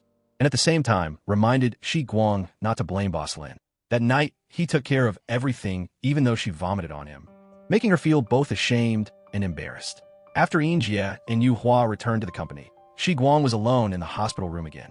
A feeling of emptiness and boredom covered everything. Through Yin Jie's account, she knew that Zi-sun had rushed over to catch her with his bare hands, even kneeling down. She worried about his condition and intended to text to ask, but then stopped. After thinking it over, Shi Guang felt she should say thank you. She texted Zi-sun, expressing her gratitude for his help the other day. When his phone lit up with her message, Zi-sun paused for a moment, and a strange, unnameable feeling surged in his heart. He quickly texted back, telling her not to mention it. As for Shi Guang, once she sent a thank you note and got a reply, she felt she had done enough and completely relaxed. She lay down to rest and quickly fell into a deep sleep, totally unaware that Zi-san sent another message later asking how she was doing. When he waited and still didn't get a reply, his worry grew. Without hesitating, Zi-san left his house and headed straight to the hospital. Meanwhile, Shi Guang had a long nap. It was only then that she noticed Zi-san's follow-up message and quickly replied that she had just fallen asleep and there was nothing to worry about. Almost immediately, he texted back saying he would visit her in a bit. Knowing Zi-san was about to show up made Shi Guang feel awkward. While she was still debating how to respond, the hospital room door opened. Zi-san appeared right before her eyes, making her freeze for a second. When she tried to sit up, he immediately signaled that it was best for her to lie down and rest, avoiding too much movement. Shi Guang felt bad remembering how she had thrown up on him yesterday, and she felt quite embarrassed. Zi-san acted like it was no big deal, since he was used to that kind of thing from his days as a doctor. The atmosphere in the room became quiet and a little forced. Neither of them knew how to keep the conversation going. After a quiet moment, Zi-san said he wanted to move past the unpleasantness from before, hoping Shi Guang could forgive the cold way he had treated her. Shi Guang nodded. She was never one to hold a grudge. She just wondered about the sudden change. When Zi-san mentioned that he couldn't stand seeing patients cry, Shi Guang was stunned, thinking, so? It turns out he's afraid to see me cry. She also thought to herself that she wasn't usually the type to cry easily. Right then, Dr. Fong walked in to check on Shi Guang and saw Zi-san in the room.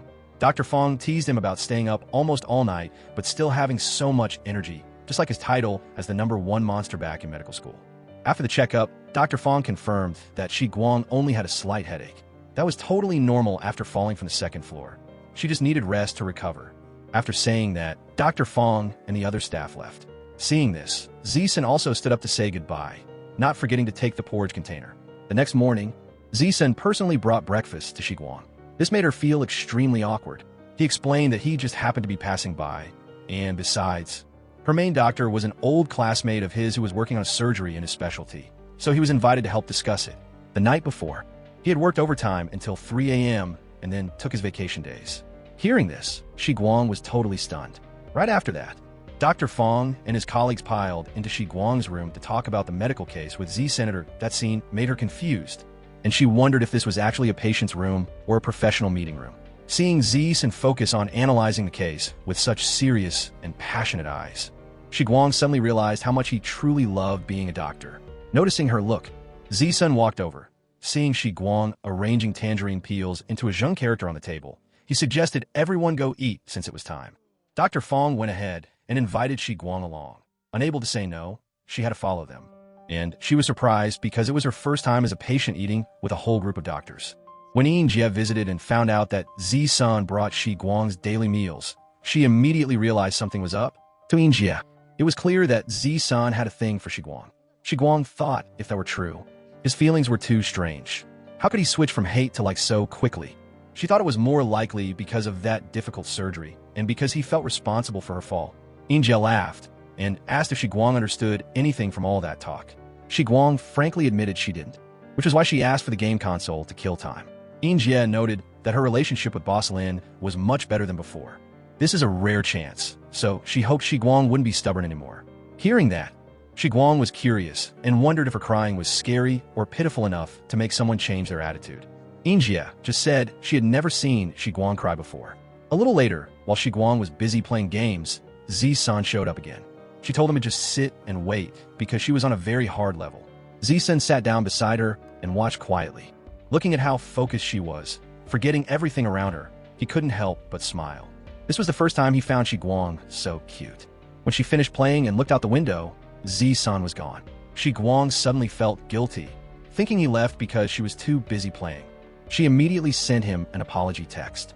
The reply came quickly, reminding her not to do any stressful mental activities at this time. Shi Guang obediently agreed. When he asked if she passed the level yet, she said not yet. The next morning, Shi Guang stopped playing games and did some light exercise to boost her health. When she saw Z-Sun arrive, she excitedly told him she felt much better and thought she could leave the hospital. He thought this still needed the opinion of the main treating doctor, and at the same time, he brought some documents for her to read so she wouldn't be bored. As soon as Shi Guang picked them up, she returned them immediately, frankly admitting she didn't like working overtime at all. Z-Sun argued that playing games was actually more exhausting, so she might as well use work to relax. Plus, he was a PhD in neurosurgery, so this advice was very reliable. Even though she wasn't very willing, Shi Guang still took the documents, and Z-Sun took over playing the game for her. So Shi Guang sat reading documents in a bored state, while Z-Sun was engrossed in the game. However, he tried time and time again, but still couldn't pass the level. Because he promised to help her, he kept replaying until his eyes unconsciously stopped at his left hand, and many hard-to-explain thoughts rose in his heart. Z-Sun brought the game console back to return it to Shi Guang. He just smiled and left to find Dr. Fong. Afterward, Shi Guang accidentally checked the game history and discovered that Z-Sun had tried 32 times. When she went outside, Shi Guang asked Dr. Fong about Boss Lin being unable to continue as a doctor because of a traffic accident. Then why do people still frequently pull him into discussions about surgical plans? Dr. Fong explained that it was actually a form of desensitization because Z-Sun had never truly let go of this profession. His accident happened on the highway section from Suzhou to Wuxi. Initially, he was taken to a hospital in Suzhou.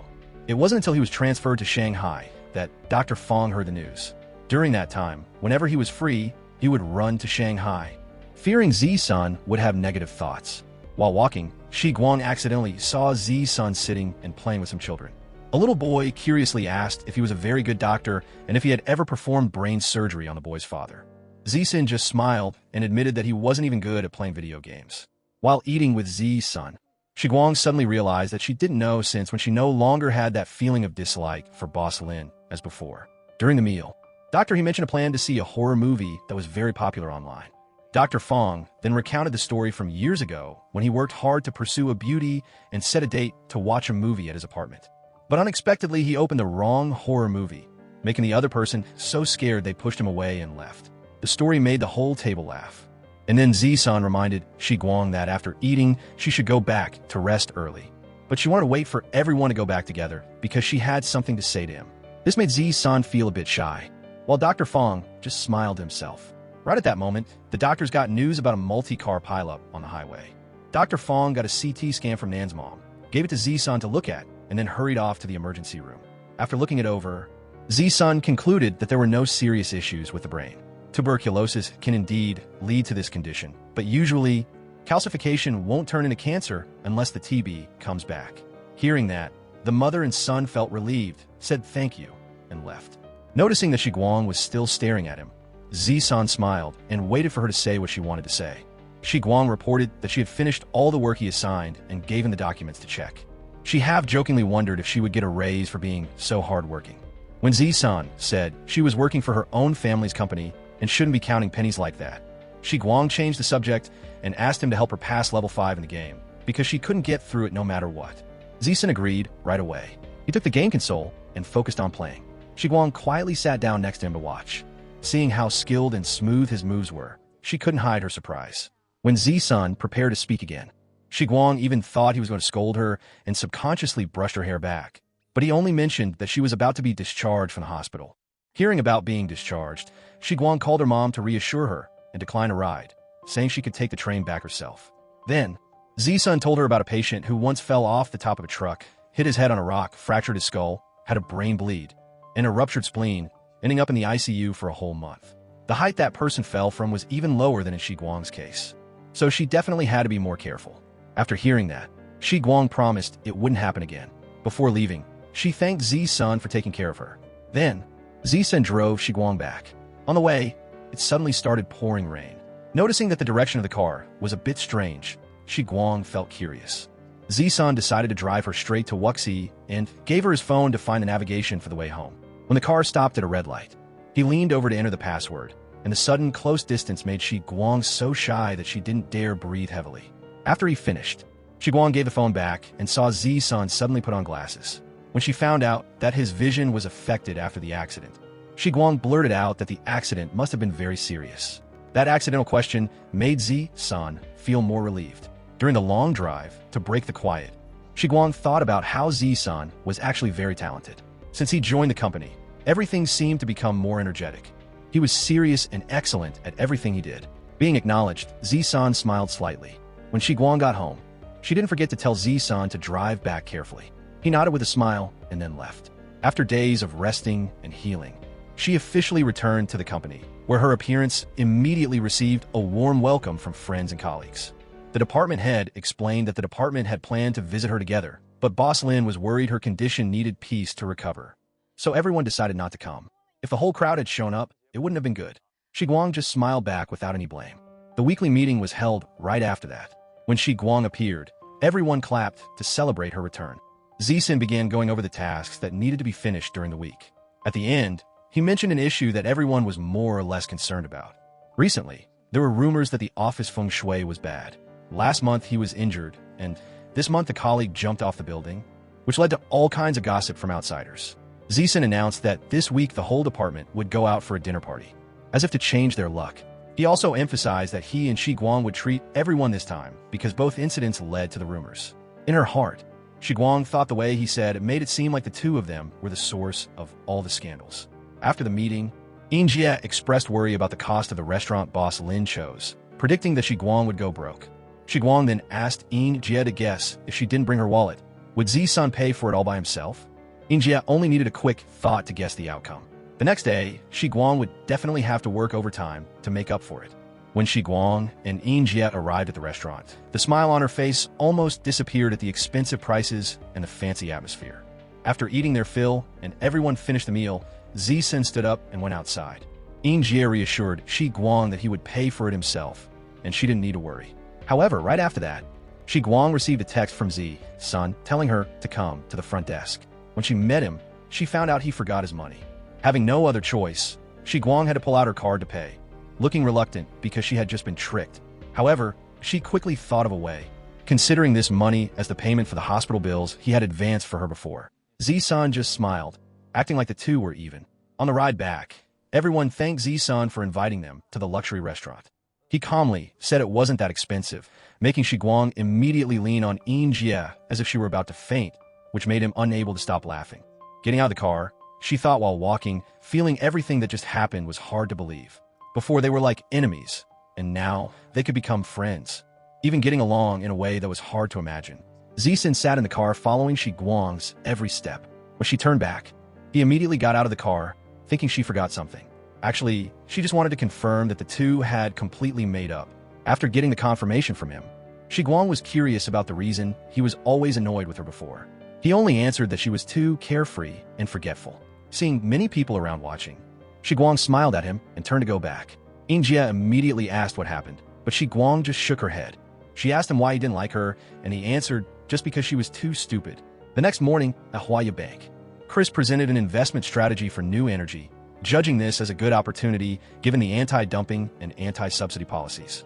Zhuang Su noted that the Remang Energy Group had just guaranteed a $200 million overseas loan for its subsidiary Helio. And Chris explained that Davin had provided a $300 million bond guarantee to reduce risk. The overall assessment showed that this investment had very promising profits. When there were no other opinions, Boss Song ended the meeting. A while later, Zhuang Su brought his report in. He emphasized that although anti-dumping and subsidy policies heavily affected the photoelectric industry, new energy still had a lot of potential, and he suggested checking carefully before deciding, which made Boss Song rethink. In the bathroom, Min informed Chris that Boss Song requested to re-audit the Remang Energy project and assess the overseas situation as well. Chris noticed that this would delay the buyback cycle, but the boss's clever strategy made it hard for rivals to get a foot in. That night, while Zhuang Su was working late at the office, he got a call from Xiang Kun, inviting him to be a groomsman for his wedding. Zhuang Su remembered their dorm days when everyone was drinking, and Xiang Kun said if he ever got married, Zhuang Su had to be a groomsman. Zhuang Su had agreed back then, telling himself he'd be the last one to marry, so he could be a groomsman for all his friends. His hope for Shi Guang still burned deep inside, pushing him to work harder every day. On the other side, Shi Guang was still working late at the company. She looked at Zi-sun and thought to herself that if making up meant working overtime with the boss every day, then it would have been better to just stay enemies. Right after that, she told Zi-sun she was leaving first, and he immediately turned off the lights and ended his shift with her. On the way back, Shi Guang asked why he always made her work late. Zi-sun explained that since her family owned 49% of the company, nearly half the profits belonged to her. If he made others work late, he'd feel guilty, but he didn't feel that way with her. He also stressed that after work, she shouldn't call him Boss Lin anymore. He said that even off the clock, it felt like he was still working for her. Hearing that, Shi Guang called him Zi-sun, breaking down the formal walls. When she was about to head to her room, Zi-sun called her back to ask about the Wuxida, a foo doll on her desk. Shi Guang explained that last time, while waiting for a train back to Suzhou, she suddenly had the idea to buy the doll for his car to pray for his safety, not to keep it on her desk. Zi-sun smiled and gave her a homemade ointment meant to fade scars and marks from scratches. Shi Guang said she was fine and that the marks would fade with time, but Zi-sun worried she'd use that as an excuse to say no, so he also handed her a wedding invitation. When Yu Hua saw the card, she realized it was Zi-sun's friend and mentioned the time in Suzhou when Shi Guang's balcony climbing gave the friend a scare. Shi Guang confirmed it and said Zi-sun told her the friend felt guilty and that's why she was invited to the wedding. Injie excitedly insisted they had to go and that there was no need to bring a gift because Shi Guang's name was already written in with Zi-sun's. The handwriting on the card looked a bit odd. Zi-sun's name was there first, and then someone had squeezed in Shi Guang's name. Maybe the bride added it. Or it could be that Boss Zi-sun wrote Shi Guang's name in himself. Shi Guang said, "Why would he trick me into going to a wedding with him?" Injie thought that made sense and told Shi Guang to dress up really pretty, with the goal of getting free food. Injie got even more excited, saying that if she knew jumping off the balcony would change Zi-sun's mind, she should have jumped a long time ago. Those words left Shi Guang speechless. The next morning, while Shi Guang was working, Big Sister called to invite her to her wedding. She was very surprised because Big Sister was getting married so fast. The reason was pressure from both sets of parents, mainly to pool money for a house sooner. Big Sister emphasized that all their friends from both dorm rooms, including Zhuang Su, had to come a day early to help prepare for the wedding. Shi Guang thought that with the heavy overtime at the finance department at the start of the month, it would be hard for her to make it for the whole thing. Hearing that, Big Sister agreed, then casually asked if Shi Guang was no longer in touch with Si Jing's group. Shi Guang calmly explained she had planned to reach out later, but in the blink of an eye, it had dragged on until now. Big Sister also got emotional, saying they only kept in touch for a while after first arriving in Shanghai, but after that, they kept missing each other's invites until they stopped trying. It had been 3 months since they last met, yet Yi Rong said that Shi Guang had gone to study abroad, which made Big Sister wonder. Hearing this, Shi Guang was very shocked, not understanding why Yi Rong would say such a thing. She only had time to tell Big Sister she had to get to work right away, but she would come on the second and hoped for a warm welcome. Big Sister was looking forward to it and remarked that Shi Guang seemed to be in a very good mood lately. She could sense it even through a phone call. Shi Guang smiled and hung up. Those words made Shi Guang wonder, was her mood better because a handsome guy finally stopped having a grudge against her? Stepping outside and seeing Zi-sun, she thought she should still go to the wedding with him. She couldn't ruin this smooth and harmonious relationship. Right after that, she went and told Zi-sun she would go to Shanghai with him for the wedding. Zi-sun smiled and set a time to meet at the company gate at 2 p.m. on the 1st, and Shi Guang agreed immediately. Unexpectedly, on New Year's Day, the weather suddenly turned cold. Shi Guang didn't have warm clothes, so she threw on a company jacket and ran to meet Zi-sun, explaining she was only wearing it to block the wind and would take it off as soon as she got out of the car. Zi-sun felt that wasn't right, because it was the first time he was taking a female friend to a friend's wedding, and he didn't want her to make him feel like they were working overtime together. Hearing that, Zi-sun remembered an old patient in Suzhou.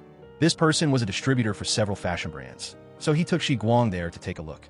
When Sister Wang saw Zi-sun bring Shi Guang, she misunderstood and thought they were a couple, which made Shi Guang feel very shy. She whispered to Zi-sun that the lady seemed to have misunderstood, but Zi-sun thought a misunderstanding like that might get them a discount. At first, Shi Guang felt uneasy, but thinking about getting 30% off, she finally nodded and agreed. Right after that, the shop staff enthusiastically introduced and gave advice to Shi Guang. She thought the clothes were very beautiful, but since she was in a hurry, she didn't have time to try on many outfits. Seeing that, Zi-sun told her to try them all. Shi Guang excitedly tried on many outfits. When she wore one that was especially suitable for a wedding party, The staff advised her to pick that one because it was serious but not too stiff, looking fresh and sweet. Then the staff invited Shi Guang inside to fix her hair. After getting her hair done, Shi Guang felt this style suited her perfectly. So she told the staff to pack up all the clothes and accessories so she could pay. Unexpectedly, the staff said Mr. Lin had already paid for everything. Shi Guang went out and asked Zi-sun why he knew she wanted to buy those things. Zi-sun just said he guessed from the look on her face. Right then, Sister Wang walked in and said she only made one phone call, and when she got back, she saw Zi-sun had already swiped his card. The staff didn't know, so they took his money. How could she take money when Zi-sun brought his girlfriend to her shop to buy clothes? Zi-sun then said that he would bring her there to buy more in the future, so if she didn't take the money, he wouldn't dare to come back. As soon as they got in the car, Shi Guang found the bill was 50% off and thought about buying more. But Zi-sun reminded her it was late and that next time, if she didn't bring him along, she wouldn't get the discount. Hearing that, she could only keep quiet. When Yuhua saw Zi-sun bring a girl, she was curious. Zi-sun explained this was the girl Yuhua had scared into falling from the floor above, and reminded her that Yuhua had asked him to invite her before. Yuhua quickly got the point, apologized to Shi Guang, and explained that her fear of heights caused the misunderstanding. Shi Guang smiled and said it's okay.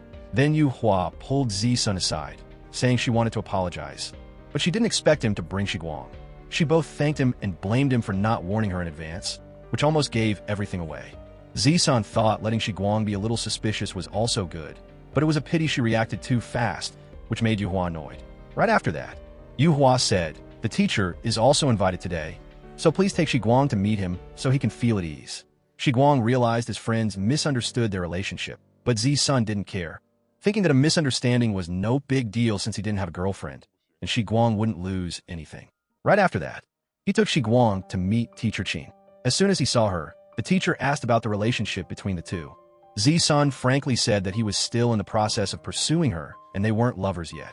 Shi Guang couldn't hide her surprise, but in the end, she still nodded to confirm. In her heart, she thought he was just lying to the teacher about pursuing her. So did he really need her to cooperate and confirm it that much? Teacher Qin seriously told Zi-sun that he couldn't keep holding a surgical knife anymore. But life isn't just about the operating room, and no matter what, he had to live well. Leaving there, he confided in Shi Guang that Teacher Qin was a top expert in the field of neurosurgery. He had countless students, but only a very few were wholeheartedly trained by him, and he was one of those few and also the last student. The fact that he couldn't continue doing surgery made him feel like he had let down his teacher's dedication. Shi Guang comforted him, saying that he was still very good right now, and, at the very least, his future boss thought very highly of him. Hearing that, Zi-sun told her to remember today's words carefully and just not to kick him out later. Shi Guang laughed and gently agreed. When they sat down at the banquet table, a few friends around couldn't hide their curiosity about the girl walking with Zi-sun, so he took the initiative to explain that Shi Guang was a colleague at the company. He added that she had been so scared by Yuhua's scream before that she fell from upstairs, which made Yuhua feel very guilty. So she asked him to bring her to the wedding. Dr. Fong teased that the person who arrived latest had to be punished with 3 glasses of wine. Before she could react, Zi-sun handed the wine glass to Shi Guang to drink for him, making her freeze in place. Right at that moment, the bride and groom entered the aisle as everyone cheered and gave blessings. After the ceremony ended, the two went to each table to offer toasts. Seeing that, Shi Guang immediately prepared an envelope and put it on the table. Zi-sun saw it and was surprised that she had even prepared a gift envelope. Shi Guang explained that in her hometown, people usually give the envelope right when a toast is made. When Yuhua stepped up, Shi Guang handed over the gift money. Yuhua was a bit hesitant and didn't dare to take it, but Zi-sun said, just take it. I'll pay Shi Guang back double later. Hearing that, Yuhua stopped being formal. Shi Guang asked curiously, why double? Zi-sun then said he couldn't let his future boss get the short end of the stick. That answer made Shi Guang laugh. During the meal, everyone discussed whether to go karaoke or check out the bridal suite after the party. Shi Guang said that just hearing her name tells you she isn't a good singer. All her talent is in her ears, and as for the bridal suite, she definitely wouldn't go, just to save up some good karma. Hearing that, Zi-sun laughed. Dr. Fong turned to tease him. Don't you want to get married soon? Zi-sun, you should take the chance to see the bridal room pranks to get some experience. Zi-sun replied that Shi Guang said they needed to build up good karma. In the end, Zi-sun still went to the bridal suite with Shi Guang to watch everyone tease the bride and groom. When the groom was asked exactly when he first met the bride, the answer had to be accurate to the second. He only guessed the date correctly, but missed the seconds, so he was punished by having to carry the bride and spin around 10 times. Shi Guang commented that the question was so unfair. No one could possibly answer that. Z-Sun disagreed and told her to try asking him. Shi Guang teased him back. Am I supposed to ask when you and your future wife met even though you're still single? Without hesitating, Z-Sun gave a very specific time. May 15th, 2011, at 7:28 and 52 seconds in the evening. Outside, Z-Sun teased Shi Guang that she shouldn't hang out with the older guys too much or she would pick up bad habits. Shi Guang countered by bringing up his wish to get married early and promised she wouldn't use the pranks she just learned at his wedding. Z-Sun laughed and said he hoped she would be at the wedding, but he believed she would be so busy then that she wouldn't have time for trouble. Shi Guang didn't buy it, thinking she had no reason to be that busy. Stepping outside, Shi Guang saw it was snowing and got really excited. Z-Sun stood to one side smiling at her, reminding her they should head home before the snow got too heavy. He told Shi Guang to wait there while he went to get the car. While waiting, Shi Guang accidentally ran into her college friends again, including Zhuang Su. The unexpected reunion made both Zhuang Su and Shi Guang have hard-to-describe feelings in their hearts. Big sister in the group stepped up and asked why Shi Guang said she had to work overtime in Suzhou but was appearing here. Si Jing was surprised, saying she thought Shi Guang had gone to study abroad since July, and she even changed her number and couldn't be reached. Shi Guang said she worked in Suzhou and went abroad in July, so she didn't get the calls and she corrected them, saying she didn't go to study abroad but just traveled for 2 months. This made Zhuang Su extremely surprised because he had always believed she went abroad for a long term. At that moment, Yi Rong stood up to apologize to Shi Guang about the last time and then intentionally turned around to say that she had found happiness, hoping Shi Guang would also find her own happiness soon and not always keep an eye on someone else's happiness. Those meaningful words made Zhuang Su look visibly angry. Right then, Z-Sun returned and called Shi Guang. Under the snow, he walked up the steps one by one. He looked just like a CEO stepping out of a painting, with his eyes pointing straight toward Shi Guang. Seeing that, she immediately went to his side, making Zhuang Su unable to help feeling jealous. Noticing Shi Guang was tearing up, Z-Sun immediately asked how she was. She just said she happened to meet some college friend again. Looking at Zhuang Su's face, Z-Sun quickly guessed the situation. He took Shi Guang's hand and pulled her forward in front of the group of friends. Xiao Feng saw this and said, "Watermelon. Aren't you going to introduce him?" Z-Sun turned and said, "It turns out you have a nickname like that and didn't tell me."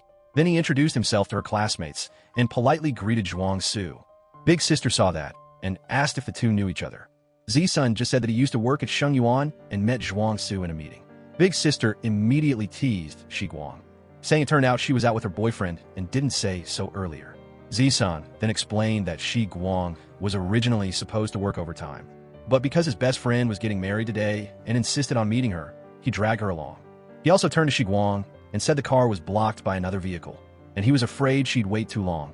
So he came over first. They just had to wait a bit more, and they could hit the road, and they definitely wouldn't miss the trip back to Suzhou. Hearing that, Xiao Feng asked curiously, "You two still have to go back to Suzhou tonight? Aren't you tired?" Si Jing then joked that if she has a boyfriend driving, why would she be tired? And she didn't forget to praise Shi Guang for being so lucky to find a boyfriend who is both handsome and thoughtful. Those words made Zhuang Su lose control. He angrily turned around and walked away, and Yi Rong hurriedly chased after him. Before leaving, Big Sister turned back and reminded both of them to remember to attend the wedding tomorrow. Z-Sun nodded in agreement, watching her friends leave one by one. Shi Guang turned to him and said that at this moment, she just wanted to go back to Suzhou as soon as possible. Z-Sun, however, said he wanted to take her out, saying that since her tears had already started to fall, she should definitely go out to cheer up. Hearing that, Shi Guang suggested first going to see the night scenery, then watching a movie, and finally stopping by an arcade. Z-Sun smiled and handed her his wallet, telling her to check if there was enough cash to go out. Shi Guang picked up his wallet, looked at it, and said she would go withdraw money for him. She trotted away while turning her head back, smiling and signaling for Z-Sun to follow. As soon as she stepped into the arcade, Shi Guang excitedly spent 200 yuan all at once on coins, acting very generous. Seeing that, Z-Sun couldn't help but tease her, feeling that the way she spent money on games was both relaxed and cool, and then he pulled her directly to the motorcycle racing area. Before she could get used to or understand how to play, Z-Sun urged her to start right away. The result was that after just a short time, she lost. Seeing that, he told her to move aside so he could show off his skills, while Z-Sun was gradually moving up the rankings. Shi Guang immediately played a prank and tricked him into going the wrong way, causing him to fail quickly so she could have a chance to play again. They kept laughing and joking like that, and a relaxed and happy atmosphere spread throughout their time at the arcade. Not long after, the arcade closed. and Shi Guang and Zi-san invited each other to go watch a movie. In front of the popcorn and soda counter, Shi Guang comfortably nodded for both, accidentally making the couple standing next to them sulk because of the comparison. Zi-san took the opportunity to tease her about weight loss while still needing to be fully served, which made the other girl even angrier, while Shi Guang burst out laughing. After the movie had been showing for a while, Shi Guang started to get sleepy. Unconsciously, she leaned her head against Zi-san's shoulder and fell asleep. That moment made his heart skip a beat, and cute images of Shi Guang kept appearing in his head. His face turned bright red from the emotion, and he had no mind left at all to follow the movie. When the movie ended and the audience started leaving, someone accidentally bumped into them, waking Shi Guang up. Because she had leaned to one side, her neck was a bit sore. Realizing she had fallen asleep, she couldn't help but feel shy. Outside the theater, Shi Guang curiously asked about the ending of the movie and was surprised when Zi-san recounted it very accurately. The couple they met while buying popcorn also praised him for remembering the content and telling it without missing a detail. Hearing that, Shi Guang suspiciously thought that maybe he had dozed off just like her. Since it was late and they had a wedding to attend the next day, they both decided not to go see the night scenery anymore. Shi Guang couldn't help but be surprised thinking that Zi-san had operated all night before but was still full of energy. However, in the end, he still pulled her into a shop to rest and enjoy the view. While talking, Shi Guang found out Zi-san was only 28, which made her find it hard to believe because he had already completed a PhD and worked as a doctor. Zi-san explained that he started school early and got his degrees early, and both studying medicine and working as a doctor were extremely busy, so busy that he didn't even have time to pursue girls. Hearing that, Shi Guang became even more curious, thinking that with such handsome looks and style, it was impossible for no one to pursue him. That sudden interest made Zi-san laugh, while Shi Guang quickly changed the subject, reminding him that he had been drinking and still had to go back later. He calmly said his house wasn't far, about a 20-minute walk, and at the same time set an appointment to pick her up for the wedding tomorrow morning. Since her classmates had also reminded him about this, Shi Guang happily accepted and generously declared she would cover the gift envelope and take him to eat, only requesting that he definitely look handsome tomorrow. When Zi-san worried that doing so might make others misunderstand the relationship, Shi Guang appeared very confident, thinking that since she was as beautiful as a flower, he wouldn't lose anything either. Upon arriving at the hotel, Shi Guang told Zi-san to go back first and that she would check in by herself. Zi-san instructed her to text him when she got to her room. However, when she reached the front desk, Shi Guang realized she forgot her ID, so she called Zi-san to come back. A while later, she brought a temporary ID card newly made at the police station next door, and a receptionist quickly completed the check-in procedure for her. After finishing the paperwork, she got the room card and breakfast voucher from the staff. Zi-san carried her things for her and told her to remember to double-lock the door once she was inside. He said she shouldn't open it for anyone and to let him know immediately if anything fell off. Shi Guang smiled and said, "I'm not a child. You know." After handing over the bags, he reminded her that he'd try his best to look handsome tomorrow, and she shouldn't forget to look beautiful as a flower. Shi Guang smiled and stepped into the elevator. After she showered, she immediately texted Zi-san to ask if he had made it home. When he got the message, Zi-san took a photo of the night view from his house and sent it back. Shi Guang immediately took a photo of the night view from the hotel and sent it to him, asking why he wasn't asleep yet. Zi-san replied that he was thinking about the plan for next year so she could reap the rewards. Shi Guang said since he wasn't sleeping, she would head to bed first, and Zi-san sent a good night message. At that moment, as Shi Guang reread old messages she had sent to Zhuang Su, she couldn't help but tear up as complicated feelings surged.